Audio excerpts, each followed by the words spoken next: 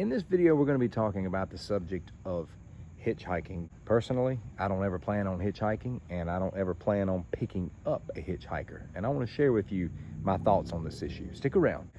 The truth is, hitchhiking is both a risk to the driver and it's a risk to the hitchhiker. There's the story of Philip Frazier in 1988 who was found dead after picking up a hitchhiker. But there's also the hitchhike murderer of Boston in 1972 who was killing people he was picking up. So just as hitchhikers could target drivers, drivers can also target hitchhikers. What we all come to is a universal problem, and that is hitching up in some form or another with perfect strangers trying to be helpful or trying to get help. We don't need Hollywood movies per se to remind us of the potential dangers of this issue, but there have been some really scary hitchhiking Hollywood movies, such as The Hitcher or such as the movie Monster with Charlize Theron. I saw The Hitcher at a young age, and that movie was enough to impact me forever. I know it was a Hollywood caricaturization of what all could go down, but to me, I didn't see it that way, especially the scene where C. Thomas Howell was riding down the road and he spotted his former hitcher in the car with a family, and then he found that family dead down the road a ways. That scene rocked me, and I was like, how could this be far from the truth? But we're not talking about movies here. We're talking about real life. And I want to share with you 3 reasons why you never want to be in this situation. You don't want to pick up a hitchhiker, and you don't want to hitch a ride. So let's get started. The first reason is the most obvious. It is the ultimate gamble. You are hooking up with someone you don't know. You may roll the dice and they may totally be not in your favor.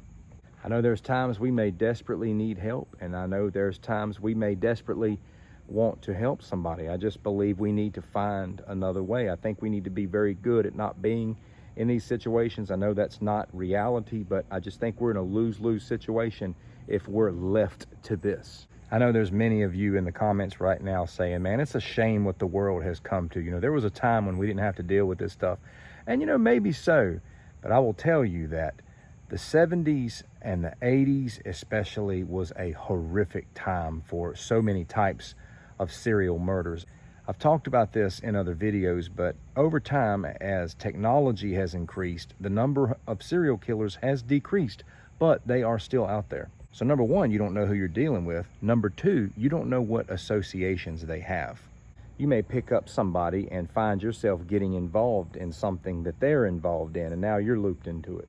So it's not just about who they are, it's also about their associations. We've got to be careful who we get involved with in our day-to-day life. How much more do we need to be careful about getting involved with when it comes to perfect strangers, no matter what the necessity is in that moment? The third and final thing I want to cover is the reality of our survival rate. It's going to go way down if we put ourselves in that situation. If you pick up a dangerous person, you're now in a closed-in vehicle with them. If you are getting a ride, you're now in a closed-in vehicle with them. We always tell people, if somebody puts you at gunpoint, never go to the second location because your survival rate goes way down. Well, if you're picking up someone or you're getting in the car with someone, you could be going to the second location without even realizing it. You may think that you're hitching a ride, or you may think that you're giving someone a ride, when in fact you may be riding to the second location. Now let me break it down and conclude this video, man. Do you need help that bad? Do you want to help someone that bad? Well, if you do, you have to take that risk, but there is a risk, a big risk. If you insist on picking someone up, I would hope you would do some awkward level due diligence before you let that person in your car, especially if you've got your loved ones. Wouldn't recommend you doing that at all, but there's always going to be some that's going to pick up people.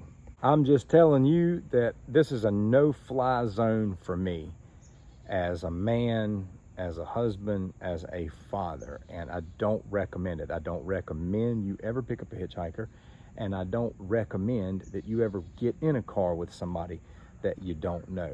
Granted, the cases where this stuff has gone bad are few in number. I read an article recently that said you're much likely to die from falling than you are from a hitchhiking scenario. It doesn't matter. All that has to be is one opportunity. All that has to be is one chance, one percentage, man, especially. So let's avoid it altogether if we can.